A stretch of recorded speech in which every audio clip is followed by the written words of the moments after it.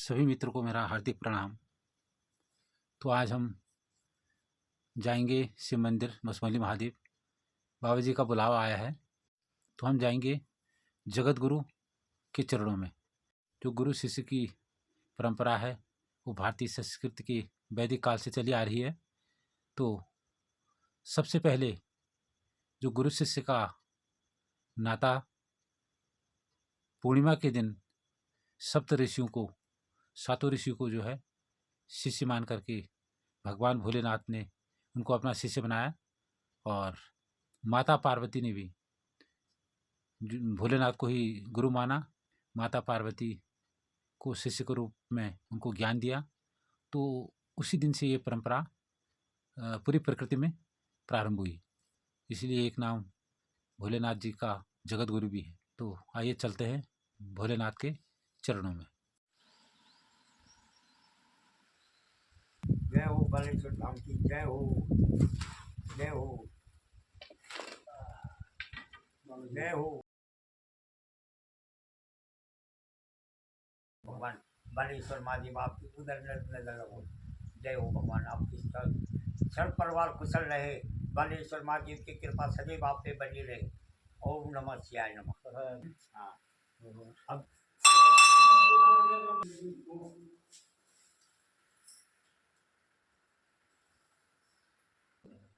ओम शिवाय, ओम शिवाय, ओम शिवाय, ओम शिवाय, ओम शिवाय, ओम शिवाय, ओम शिवाय, ओम शिवाय, ओम शिवाय, ओम शिवाय, ओम शिवाय, ओम शिवाय, ओम शिवाय, ओम शिवाय। सभी शिव भक्तों को हर हर महादेव, जय भोलेनाथ। मैं प्रकृति प्रेमी श्याम सरल, आपको पता ही है कि मैं निरंतर प्रकृति और संस्कृति को बचाने का काम करता हूँ, करते आ रहा हूँ और करते रहूँगा। जब तक जीवित रहूँगा तब तक करते रहूँगा।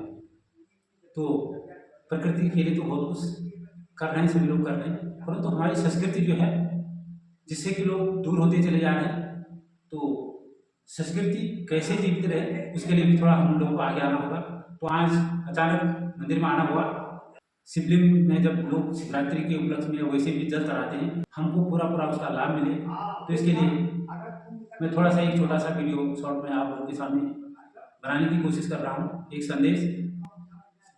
तो आप सभी लोग विदित हैं कि भोलेनाथ तो भोले ही, वो इतने भोले हैं कि वो ये नहीं देखते कि आदमी कैसा है, किस भाव से कर रहा है, सबका कल्याण कर देते, सब तथास्तु करके सबको आशीर्वाद दे देते हैं।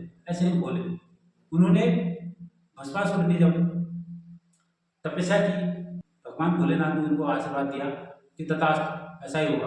उसने कहा मैं जिसके सिर के ऊपर हाथ रखूं वो भस्म हो जाए, ऐसा भस्मासुर ने मांगा था।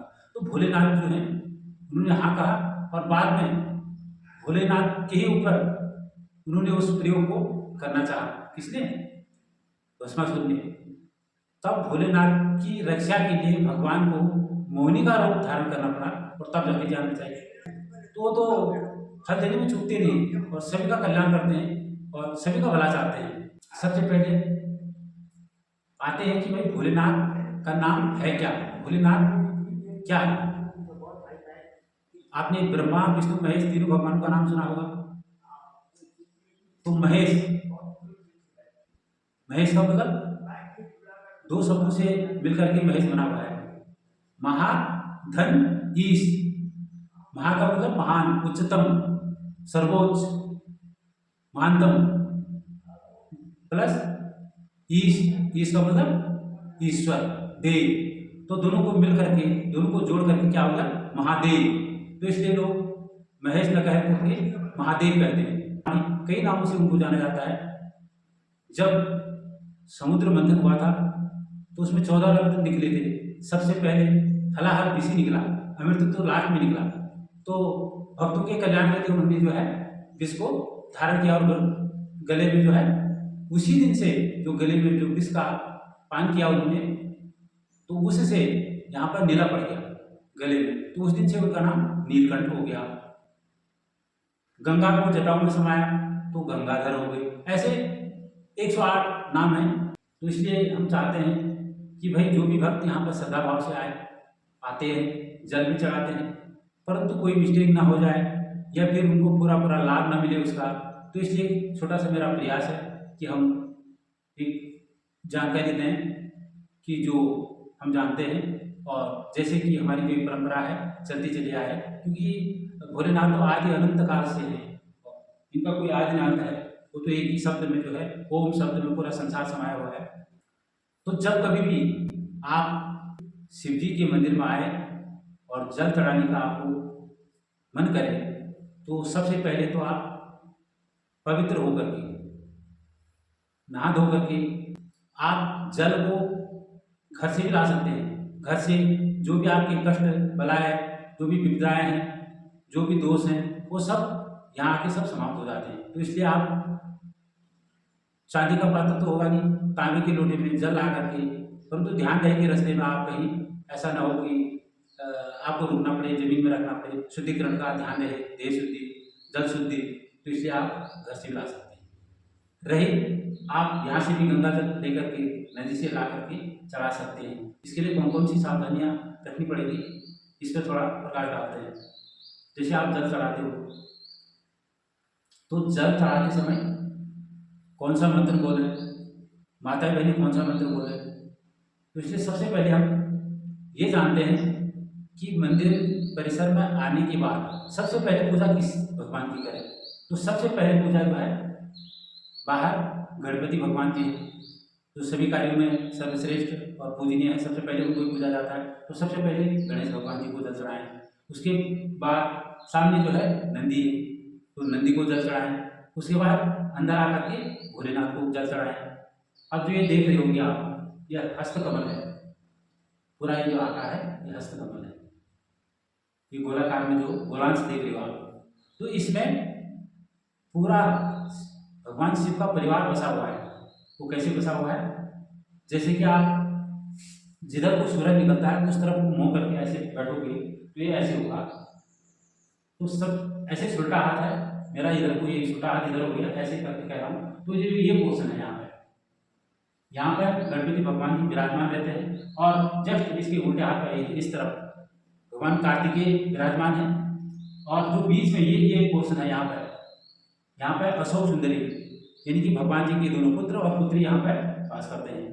और जो ये गोलांश है, इसमें इस भाग में माँ पार्वती का वास है, और बीच सेंटर में जो ये आप शिवलिंग देख रहे हैं, ये साक्षात भोलेनाथ स्थापित है। तो अब आती है जल चढ़ाने की बारी कि जल किस पात्र से चढ़ाया जाए। हो सके तो चांदी के लोटे से चढ़ाते हैं, चांदी नहीं उपलब्ध तो आप तांबे के लोटे से चढ़ा सकते हैं। इसमें रोली बांध के मंत्रोच्चारण करके, नहीं तो सादे लोटे से भी जल चढ़ा सकते हैं अगर उपलब्ध ना हो तो उसमें जल चढ़ाते समय क्या सावधानी करनी है कि जैसे जल आए, अब कई लोग क्या करते हैं, खड़े खड़े जल चढ़ा देते हैं, छींटे इधर उधर भी फैल जाते हैं, अपने पे आ जाते हैं, पैर पर आ जाते हैं। तो इससे ध्यान रखना है कि भाई जल चढ़ाएं तो वही तो जो धार है वो टूटनी नहीं चाहिए, इतनी स्लो होनी चाहिए कि कंटिन्यू, और इतने झुक करके चढ़ाए या बैठ करके चढ़ाए, या तो ऐसे बैठ के या फिर झुक करके ऐसे भी चढ़ा सकते हैं, ऐसे करके ऐसे ऐसे ऐसे करके नहीं चढ़ाना चाहिए ऊपर से, ऐसे करके कुछ छींटे इधर उधर जाएंगे, फिर फोर्स से जाएगा, धार जो है रुकनी नहीं चाहिए, ध्यान जो है वही केंद्रित होना चाहिए। कई लोग गप्पे मारते हुए, इधर उधर से भटकते हुए, इधर उधर देखते हुए, बातें करते हुए और एक तरफ जल चढ़ा रहे हैं, तो उसका कोई माने नहीं है, उसका पूरा लाभ नहीं मिल पाता है, पूरा फल नहीं प्राप्त नहीं हो पाता है। इसलिए आप ध्यान रहे कि भाई जब जल चढ़ाना हो तो झुक करके चढ़ाएं, और धार को ऐसी स्लो फास्ट नहीं, आराम से चढ़ाएं, और मंत्रों का उच्चारण जरूर करें। मंत्र क्या होगा, मंत्र तो बहुत है, जो शॉर्ट से शॉर्ट सभी बच्चा भी, बूढ़ा भी, जवान सभी जो है उस मंत्र का उच्चारण कर सकते हैं। ओम नमः शिवाय, ओम नमः शिवाय का मंत्रोच्चारण करके उसमें बोल करके जल को चढ़ाए। इसके बाद अब माताएं बहनें तो कौन सा मंत्र बोले, वो ओम नमो नहीं बोलेंगे, ओम शिवाय नमो। नमो को लास्ट में बोलेंगे, शिवाय पहले बोलेंगे। कौन? माताएं बहनें। और पुरुष लोग, जेंट्स लोग क्या करेंगे? ओम नमः शिवाय करके। और माताएं बहनें ओम शिवाय नमो करके जल को चढ़ाएंगे। तो ये तो हो गया जल चढ़ाने का। तो इसमें अगर इस भाव से, अच्छे भाव से और यहाँ पर ऐसे करके चढ़ाते हैं तो पूरा शिव परिवार जो है वो जल अर्पित हो जाता है। जल चढ़ाने के बाद थोड़ा सा लोटे में जो जल रहता है उसको बचा करके ये कलश जो शिवलिंग के ऊपर है उसमें आप डाल सकते हो। उससे भी निरंतर जो है धागे से जो यहाँ जल टपक रहा है, जैसे कंटिन्यू जो है जल टपक रहा है तो टपकेगा। आप जब रखोगे तो उसका फल जो है पूरा पूरा लाभ आपको मिलेगा। उसके बाद आप इसमें जौ, तिल और उसमें गेहूँ, चावल और बेलपत्र, आग, फूल क्या क्या होते हैं, जैसे आग का फूल हो गया, समी का फूल हो गया और अंदर मत डालिए। तो इसलिए जो है फूलों को भी चढ़ा सकते हैं।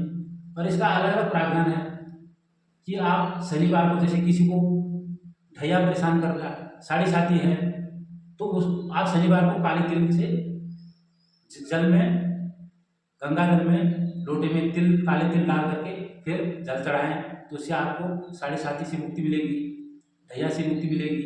आपके जो दोष हैं, सर्प दोष है, वो दूर होगा। इसीलिए नाग पंचमी के लोग क्या करते हैं कि यहाँ पर नाग का जोड़ा, तांबे और चांदी में जोड़ा बना करके, नाग नागिन का जोड़ा बना करके समर्पित करते हैं, जल चढ़ाते हैं। तो बेलपत्र चढ़ाते हैं। तो पहले जो है आकर के पहले साफ सफाई होनी चाहिए मंदिर की, शिवलिंग की। उसके बाद आप जल चढ़ाओगे, उसके बाद फिर फूल अर्पित करोगे। कृपया जलाने के अंदर से अंदर में दूध, घी, जौ, तिल आदि मत डालिए। हाँ, और जो तांबे का लोटा है, तांबे के लोटे से दूध वगैरह आदि वगैरह मत चढ़ाइए। ये भी पता होना चाहिए कि इसमें जल ही क्यों चढ़ाया जाता है शिवलिंग पर। तो मैंने पहले बताया कि आप लोग जो है जब भोलेनाथ ने समुद्र मंथन में फलाहार विष पिया था तो तब जाके उनको गर्मी हुई। तो उन्होंने क्या किया, उनके शरीर को ठंडक पहुंचाने के लिए लोग शुद्ध जल का, ठंडे जल का और कच्चे दूध का, गाय के कच्चे दूध का जल चढ़ाते हैं तो उससे ठंडक मिलती है। इसलिए जो है दूध और जल चढ़ाया जाता है। अब आप देख रहे होंगे कि ये नागराज जी हैं यहाँ पर, इनका नाम नागराज वासुकी है। ये नाग है तो किस चीज का प्रतीक है?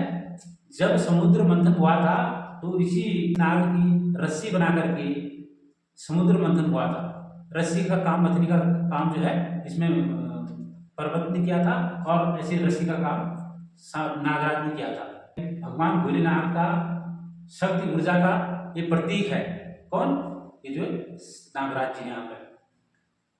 और जो सब शिवलिंग से भी ऊपर जो टॉप है, ये क्या दर्शाता है? ये हमारे जो 7 चक्र हैं, मूलाधार से और सहस्त्रार तक 7 चक्रों का जो नाभि है, पहला चक्र जो है मूलाधार, फिर स्वादिष्ठान, फिर मणिपुर, नाभि चक्र भी कहते हैं। उसके बाद अनहद चक्र, फिर विशुद्धि चक्र, फिर आज्ञा चक्र, फिर सहस्त्रार चक्र। तो ये टॉप में है। तो ये क्या संदेश दे रहा है? तो ये नाभि जो चक्र है, इस चक्र से नीचे 3 चक्र हैं और ऊपर को 4 चक्र हैं, टोटल 7 चक्र हैं। तो जो नीचे वाले चक्र में ही फंसा रह गया तो अपने भोग विलास में और अपने खाने पीने में ही मस्त रहता है। जो इनसे ऊपर उठ गया और सहस्त्रार चक्र तक यहाँ तक पहुँच गया तो वो भगवान शिव से उसका जुड़ाव हो गया, क्योंकि पेड़ की जड़ें भी नीचे को होती हैं और भगवान जो है ऊपर को मिलते हैं। तो जो जितना ही सांसारिक माया मोह लोभ से ऊपर उठा तो वो क्या हो गया? भगवान से उतना जुड़ गया। तो इसलिए उसका प्रतीक है कि ये संदेश दे रहा है कि आप ऊपर उठो और भगवान के करीब रहो, क्योंकि हमारा आत्मा परमात्मा का अंश है। तो इसलिए कोई भी अंश हो, अंश से मिलना चाहता है। तो हम आत्मा है, ये शरीर के अंदर जो आत्मा है वो परमात्मा से मिलना चाहती है। तो इसलिए कभी भी हम जब दीप को जलाते हैं, अग्नि जलाते हैं, प्रज्वलित करते हैं तो उसकी लौ क्या होती है? ऊपर को ही जाती है। क्यों? वो किसका अंश है? सूरज का अंश है। तो इसलिए वो कभी भी हो, परमात्मा क्या है? ऊपर विराजमान है, तो वो ऊपर को ही लौ जाएगी। तो इसीलिए प्रत्येक मानव का धर्म है, कर्तव्य है कि वो मनुष्य योनि को प्राप्त करके भगवान को प्राप्त करे। और वो तब होगा कि गुरु एक बीच में एक सीढ़ी का काम करते हैं, तो गुरु के माध्यम से जो है वो भगवान तक पहुँचते हैं। इसीलिए आत्मा को परमात्मा से जुड़ना चाहिए। जिस दिन वो आत्मा परमात्मा से जुड़ जाएगा, वो उस दिन वो सारे दुखों से, सब चीज़ से मुक्त हो जाएगा। एक बात और, अगर आप परिक्रमा करते हैं तो शिवलिंग के चारों तरफ परिक्रमा नहीं होती, आधी परिक्रमा होगी। चढ़ा हुआ जो जल है ये नीचे को बह रहा है, तो इसको लांघना नहीं चाहिए।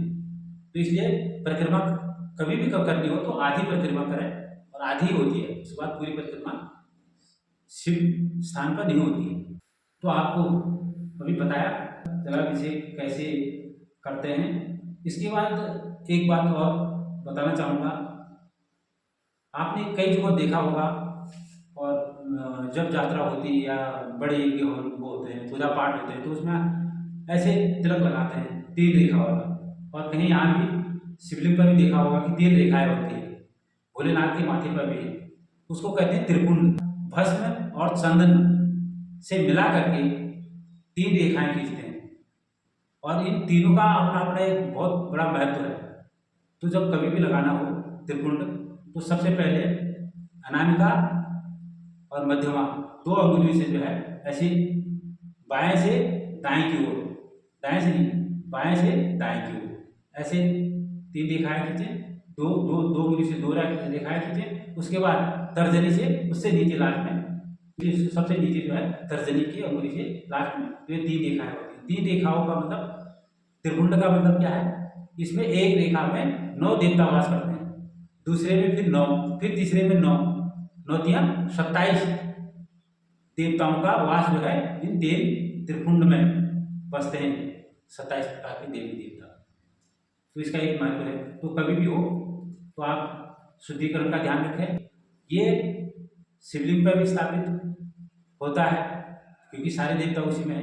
उसके साथ साथ शरीर के 32 अंगों पर, 32 जगह, इस मनुष्य शरीर के 32 जगहों पर आप त्रिपुंड बना सकते हैं। माथे पे इसमें एक साइंस है, इसके पीछे एक विज्ञान है। विज्ञान क्या कह रहा है कि भाई जब आप चंदन का लेप माथे पर लगाते हो, कंठ पर लगाते हो, गले पर लगाते हो, तो इसके पूरा मस्तिष्क जो है ठंडा रहता है, शीतलता रहती है, तो इसमें मन शांत रहता है, आदमी डिप्रेशन में नहीं आता है। तो इससे कई बीमारियां इससे दूर होती है। किससे? त्रिपुंड से, त्रिपुंड को लगाने से। तो इसलिए त्रिपुंड जो है बहुत अच्छी चीज़ है, लगानी चाहिए। ये जो शिवलिंग है साधारण पत्थर नहीं है, इसकी बहुत बड़ी शक्ति है। ये साक्षात महादेव है। इसके 3 भाग होते हैं। 3 भाग मतलब आपने सुना है ब्रह्मा विष्णु महेश। सबसे पहले ब्रह्मा, नीचे वाले पोर्शन में ब्रह्मा जी का वास है, बीच में विष्णु जी का वास है, और सबसे टॉप में जो है महेश जी का, यानी कि भोलेनाथ का, भोले बाबा का, भोले शंकर का वास है। तो इसलिए शिवलिंग जो है तीनों देवताओं का वास है। सारी देवता यहाँ बसते हैं, और भोलेनाथ ही ऐसे संसार में ऐसे देव हैं जो कि सबकी मनोकामना और सबसे जल्दी सुनने वाले, सबसे जल्दी मनोकामना पूरी करने वाले एक भोलेनाथ ही है। कि कई लोग कहते हैं कि भाई कितने लोटे जल चढ़ाए, तो आप इसमें 5, 7, 11, 21, 51, 101, 111, 151 कितने चढ़ाते हैं। परंतु अगर कोई श्रद्धा भाव से सिर्फ और सिर्फ एक ही लोटा जल भी चढ़ाता है तो उसकी भी मनोकामना पूरी होती है। धोखे से भी अगर बेलपत्र चढ़ गए, आपको पता ही है कहानी का, तो भगवान उनसे प्रसन्न हो गए। वो ये नहीं देखते, पर चढ़ना चाहिए, भाव होना चाहिए। सैकड़ों चढ़ा दो, अगर भाव नहीं है तो कोई फायदा नहीं।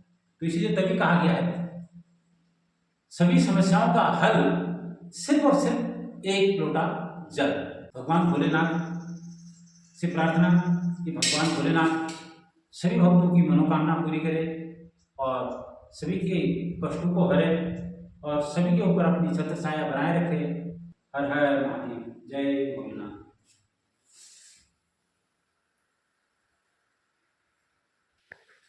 धर्मनाथ जी जय जयकार। का प्रसाद लेके जाओ। अच्छा, हाँ, ये कड़ा क्या तुम पहले तक मेरे को करा ये कड़ा कड़ा यहाँ तो करें या आपने पढ़ना है। अरे कोई बात नहीं, जय हो भगवान आपकी मनोकामना पूर्ण करे।